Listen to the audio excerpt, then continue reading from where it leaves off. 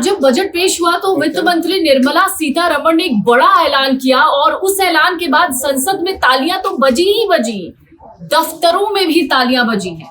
लेकिन सबसे खास सवाल ये है कि जिस टैक्स स्लैब में आज बदलाव हुआ है, जिस टैक्स की बड़े राहत की आज बात की जा रही है, इसमें दो कंपोनेंट हैं। पहला है ओल्ड टैक्स रिजीम, दूसरा है न्यू टैक्स रिजीम। तो ये जो बदलाव किए गए हैं वो न्यू टैक्स रिजीम में किए गए हैं। लेकिन फायदा किसको है, ओल्ड वाले या फिर न्यू वाले को?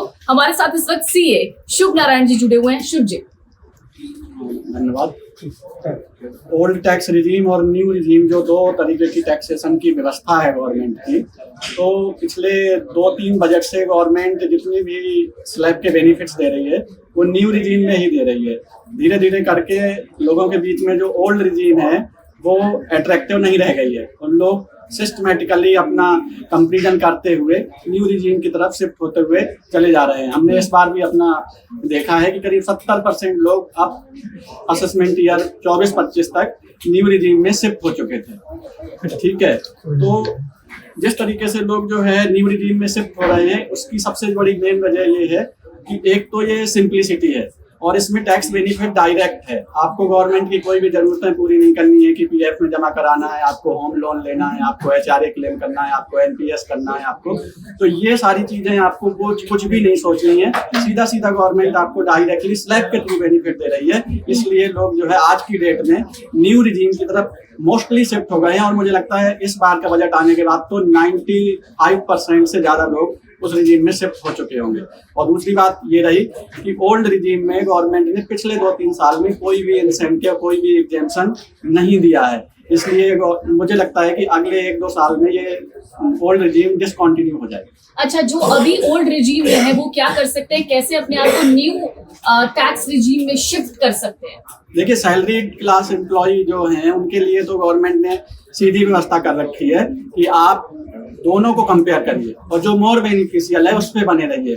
तो इसके लिए कोई अलग से कंप्लायंस नहीं होती है, इसमें आप तुरंत ही सप्लिंग कर सकते हैं। लेकिन सबसे अच्छी बात यह है कि जो न्यू रिजीम है वो डिफॉल्ट बन चुकी है। प्राइमरी आपको जो रिटर्न भरनी है वो न्यू रिजीम में ही भरनी है। तो अभी जो ओल्ड में है वो न्यू रिजीम में आसानी से जा सकते हैं। हाँ, सैलरी क्लास एम्प्लॉय के लिए गवर्नमेंट की तरफ से कोई ऐसा मुश्किल प्रोसीजर नहीं है। वो ईयर टू ईयर अपने टैक्स को कंपेयर करेंगे और जिस रिजीम में उनको टैक्स कम बन रहा है वो उसमें शिफ्ट हो सकते हैं। तो टाइम मंथ स्पैन है कोई, इसमें कोई टाइम मंथ स्पैन की जुलाई से जून तक कर सकते हैं, मार्च से फरवरी तक कर सकते हैं अपने आप को शिफ्ट ओल्ड से न्यू में? जो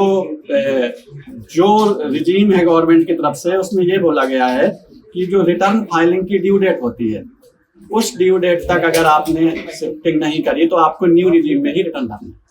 बहुत बहुत शुक्रिया सर आपका। तो समझ गए होंगे आप बहुत आसानी से कि ओल्ड टैक्स वालों को फायदा नहीं रहा है भैया, न्यू टैक्स रिजीम में ही जाना आपके लिए बेनिफिशियल होगा। और ये भी सुनने को आ रहा है कि आने वाले दिनों में हो सकता है ओल्ड टैक्स रिजीम को पूरी तरीके से डिसॉल्व कर दिया जाए। I am now happy to announce that there will be no income tax payable up to income of 12 lakh rupees.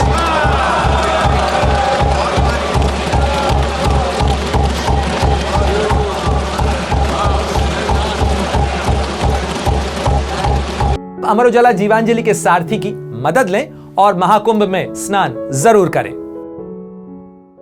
Amar Ujala Jeevanjali के सारथी की मदद लें और महाकुंभ में स्नान जरूर करें।